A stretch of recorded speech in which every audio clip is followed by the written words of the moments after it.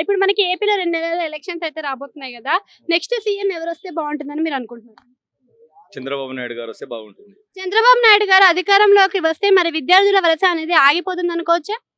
ఆగిపోదు. అది ఇంకా ఇంప్రూవ్ అయితుంటది. వలస వెళ్ళడం ఇంప్రూవ్ వలస వెళ్ళడం కాదు. ఉద్యోగాలు వాళ్ళకు రావడము, ఉద్యోగాల గురించి ఆయన తాపత్రయపడతాడు. ఉద్యోగాలు, పరిశ్రమలు గాని ఇంకేమన్నా గాని తీసుకురావడానికి ఆస్కారం ఉంటది. ఇప్పుడు నారా లోకేష్ పాదయాత్ర చేస్తున్నారు గదా! మరి పాదయాత్ర ప్రజల్లో ఏదైనా మరి మార్పు తీసుకొచ్చిందనుకోవచ్చా? 100% తీసుకొచ్చింది. మార్పు తీసుకొచ్చింది.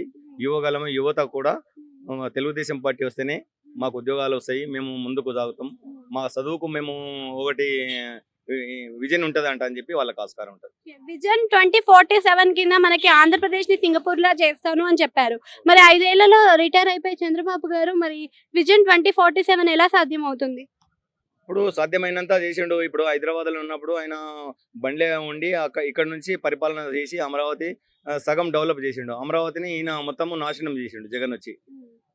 సో ఈ 3 రాజధానులు అన్నాడు కదా జగన్. మరి 3 రాజధానులు బెస్ట్ అంటారా? ఒక రాజధాని బెస్ట్ అంటారా? ఇప్పుడు ఒక చిన్న కుటుంబంలో ఉంటే మనం 3 ఇండ్లు ఉంటే ఎట్లుంటది, ఒక ఇల్లు ఉంటే ఎట్లుంటది అనేది మనం అర్థం చేసుకుంటే, ఒకటే ఇల్లు రాజధాని అనేది అమరావతిలోనే ఉండాలి. ఆ రోజు నువ్వు అమరావతిలోనే ఉండాలంటని చెప్పినవు. ఆ రోజు నువ్వు ప్రతిపక్షంలో ఉన్నప్పుడు నువ్వు వ్యతిరేకించలేవు కదా.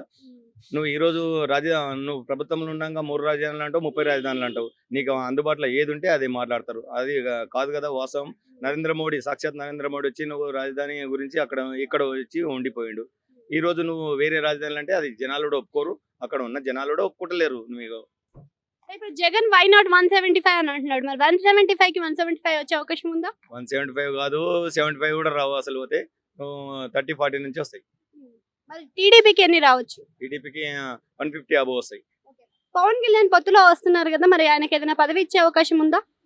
ఇక వాళ్ళు చంద్రబాబు నాయుడు గారు, పవన్ కళ్యాణ్ వాళ్ళు కూర్చుని సర్దుబాటు చేసుకుంటారు. 100%గా ఆయన కూడా ఏదైనా పదవి ఉంటది.